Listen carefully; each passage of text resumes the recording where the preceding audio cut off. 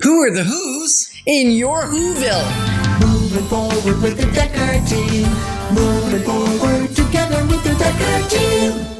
We are thrilled to welcome you to another episode of Life's Inside Track. And I'm Yetta Dekker. And I'm Ken Dekker. And it's where we get to share techniques, thoughts, tips, tools, tactics, and truths that we all need, we all deserve, you, I, everyone, so that we can turn our house into home, our families thrive, and we build wealth wisely. We're going to consider that celebrations, times together, birthday celebrations, doesn't matter what kind, they amplify and elevate really what is already going on inside relationship, like no other time. Yeah, and relationship is one of those things that it's connected to everything, right? Everything. Can I say that again? again? Yeah, you can say it. Everything. And, even God wanted a relationship, right? And with God, us. Yeah. And then he said, it's not good that man be alone. So he created a helper. And it's about relationship. It's not the journey you're on or the destination. We finally figured out is who's on the journey with you that makes life rich or can make it awful. Can make it or awful. Yeah. Right? Womp womp. Yeah, all those things. And so we talk about at the top of the episode, we talked about Whoville. Who are the Who's in your Whoville? Maybe we should explain that if you're not a Grinchy fan. Well, that's right. I'm a Grinch fan. I have an 8-foot Grinch on my front lawn, and I have a Grinch wreath, and I am a Grinch advocate. But you still love Christmas. I do. But you love the Grinch because his heart grew. That's right. 3 sizes. 3 sizes? I think that's what it is because it has 3 hearts on my Grinch that has the heart that pops out. Okay. So I think that's what it is.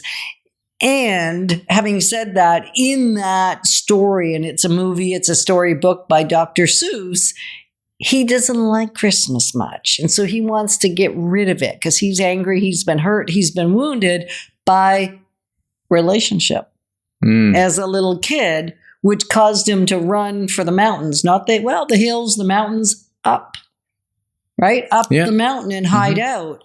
And then he wanted to torment them back because of his pain, right? The experience that he had. And so that story, for so many reasons, resonates with me. Just like you said at the top of the show, it's about who more than it's about what or where or how.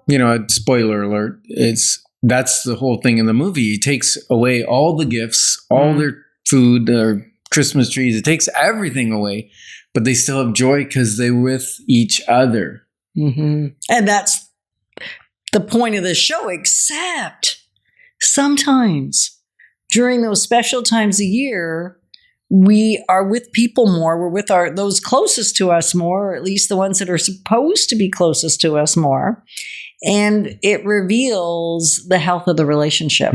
It reveals it either that it's fantastic, you can't wait to see each other, and you're so excited and you're thrilled and you're bouncing out of the car seat almost to get where you need to get, or you might find yourself at times super reluctant to go somewhere because of who's going to be there. Not just reluctant. Sometimes people won't go somewhere because somebody's going to be in that house. Right. So there's a deeply broken, wounded relationship. And what we know is that we all have a vision for relationship. And I suspect you, like me, none of those visions include a busted relationship. Does it for you? No. Like something that's not working? No, it's a vision of flourishing, and it's a vision of, that's why we said strengthen, heal, and flourish inside relationship. It's part of our introduction because of how big a deal it is, whether it's a business relationship, because we have many of those, or whether it's a family relationship, like what business functions won't you go to because of who else might be there? It's not just the family. It's every single relationship. And we thought this time of year, if you're listening to this in real time, we're just like 2 days after Christmas. And so we've probably had some of these experiences. We're coming up to New Year. So we're still making some of those decisions. And, or maybe if you're watching this in July, it's around Canada Day celebrations, or maybe it's you're watching or listening in September and it happens to be your birthday month. And so then there's all the angst around that. It's really any time where we're going to have extra time with the people with people. Yeah. And the whole point is to notice. Right. Because that's the first step. Like, we're going to give you some clues and tips to mend things or to change things a little bit in the next segments. And right now, we just want you to notice, be open and aware to your feelings.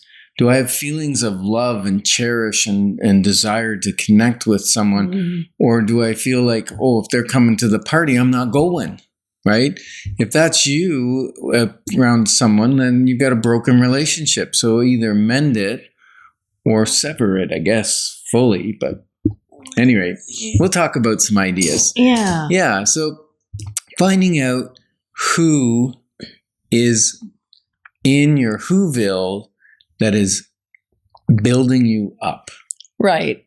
And if you're thinking, well, in my business, I only want to work with people that I feel I can build up and that build up me. I mean, and I know that's for us. We call that the ideal client, right? The ideal client. And we used to feel like we had to work with anybody that wanted to work with us way back. And yet some of our biggest celebrations happened as a result of letting a client know that we no longer were willing to work with them. Yeah. Because we couldn't do or be who they needed us to be. Right. And if you're a business owner and sometimes you're having that issue, then maybe the Ultimate Sales Machine Bootcamp that we have on June the 5th might be for you. Yeah. Because what we're going to do is we're going to talk about how you attract your ideal client, the ideal person that you love to work with, right?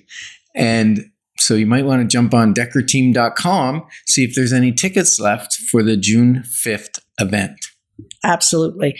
So some of the notices, we said we'd give a few clues. So if you have a pit in your tummy, that means you don't want to go there. There might be something to correct. Or if you can't wait to get there because you know somebody's going to be there, that tells you how amazing the relationship. Either way, it's amplifying or exposing what's really going on. What are some other ideas? Well, I've noticed it, like, if I say you're in Costco or another big store or something, and you notice somebody across the hall, do you go over and see them, or do you just turn away, walk away, go down another aisle, pretend you didn't see them, right? Right. That's telling you the level of that relationship. And if it's an important relationship, you want to go mend it, which we'll talk about in a few moments, right? So even if it's a family gathering, do you not show up because you want to avoid a particular person, or do you find out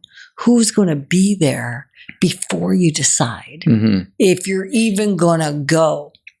Yeah, these are all the things to notice. And then the reason we want to notice them is we're talking about the vision for your future relationships. Whether, there may be something that you go, that water's under that bridge, we're never going back there. And that's fine, because some people are unhealthy, some relationships are unhealthy, and they need to be severed. But the point is, what is the vision? What do you want your relationships in the coming years to look like? Which are probably similar to the visions you originally had, but may have lost sight of. So my question to you is, if you were stranded on an island where all your physical needs were met, you don't need somebody that's a good builder or survival or whatever. Everything's there. Maybe you're on a resort, but it's on an island and you can't get off. Who are the 3 people in your sphere that you would want on the island with you? And we're positioning you to build wealth wisely, because it's about much more than just money. Moving forward with the Dekker Team. Moving forward